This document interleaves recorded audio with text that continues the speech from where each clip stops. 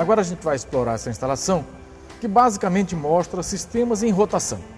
No fundo, o que a gente vai tentar observar aqui é aquilo que se chama normalmente de força centrífuga.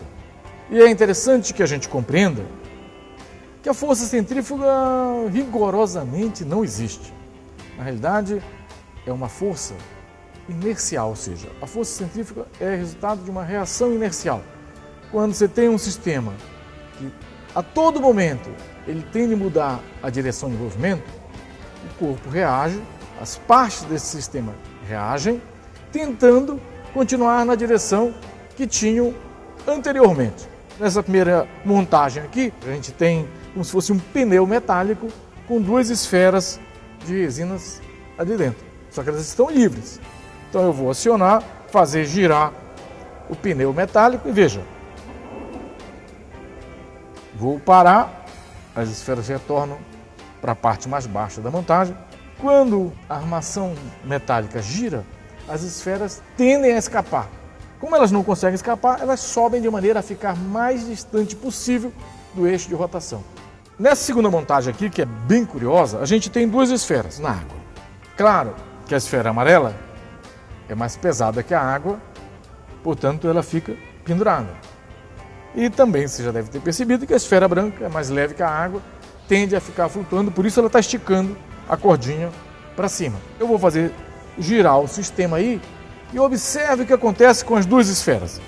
Veja que a esfera amarela se afasta do centro de rotação. A esfera branca se aproxima. E sabe por que isso?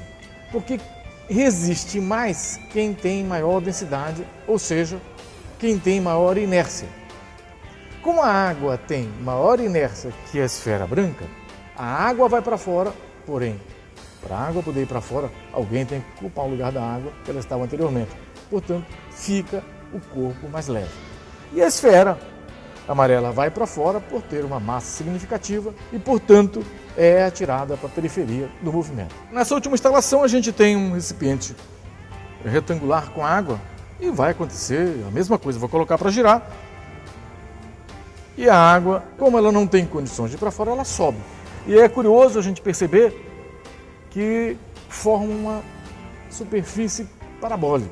O curioso nessa instalação aqui é poder mostrar situações diferentes onde os corpos exercem a sua inércia ao resistir ao movimento de rotação. Ou seja, na realidade, a inércia, que quer dizer resistência a mudar a direção do movimento, acontece sempre. Por quê? Porque a todo instante, quando o corpo está em rotação, o corpo está mudando a direção de movimento. No movimento de rotação, esta inércia, que parece uma força empurrando para fora, a gente chama de força centrífuga.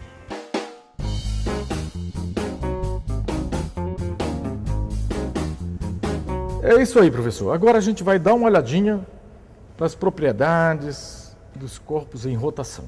Quando um corpo tem a sua massa distribuída de forma distante, em região distante do seu eixo de rotação, a gente diz que ele apresenta uma maior resistência a entrar em rotação.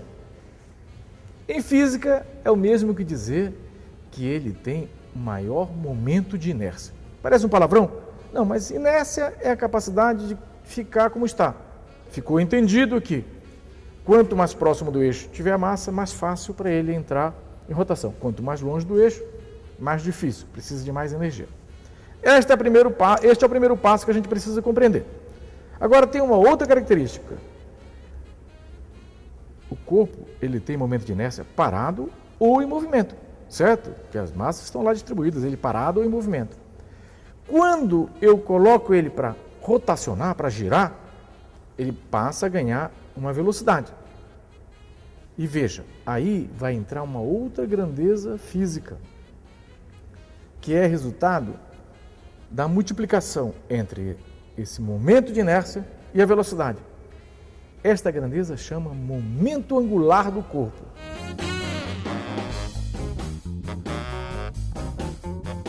Você percebeu o que aconteceu com a Janaína?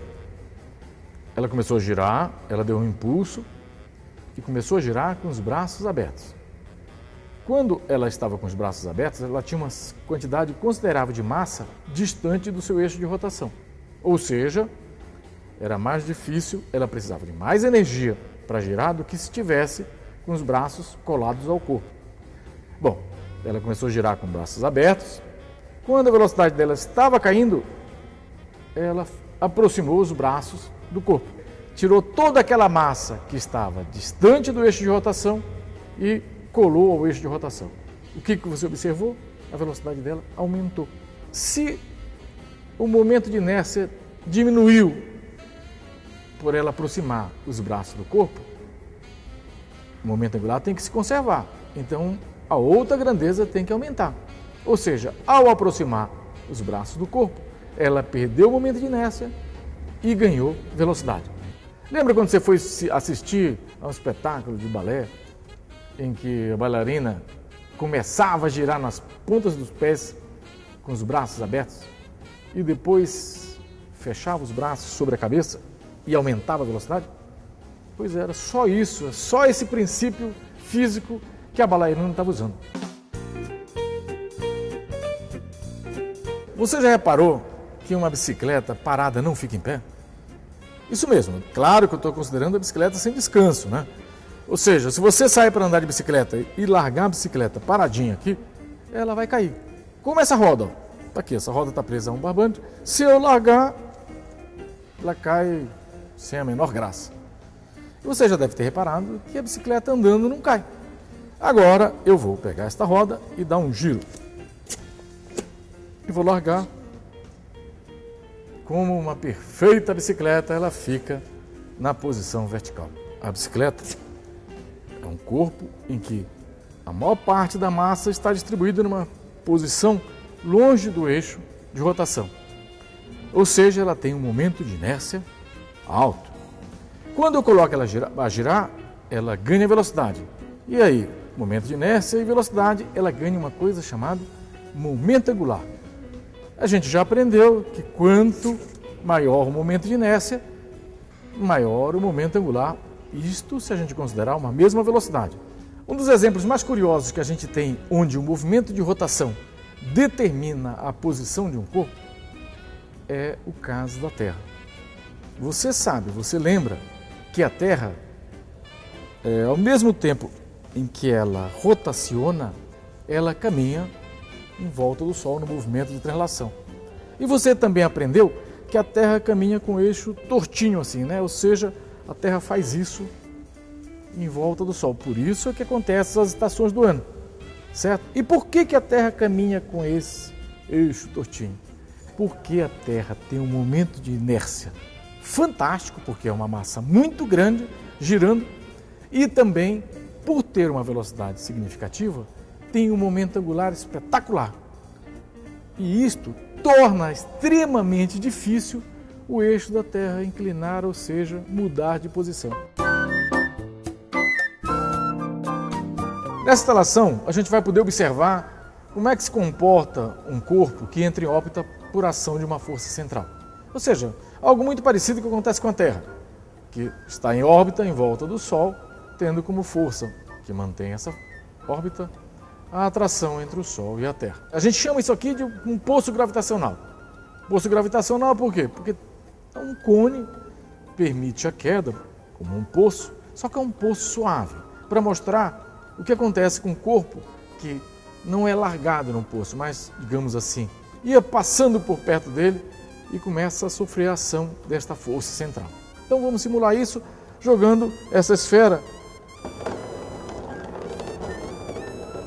E essa esfera vai ficar aí, por mais que a gente fique torcendo para ela cair, ela vai ficar aí em órbita sem poder escapar. Você vai dizer que ela não escapa porque tem uma parede, mas veja que agora não tem mais parede segurando e ela continua em órbita e vai permanecer aí por um bom tempo.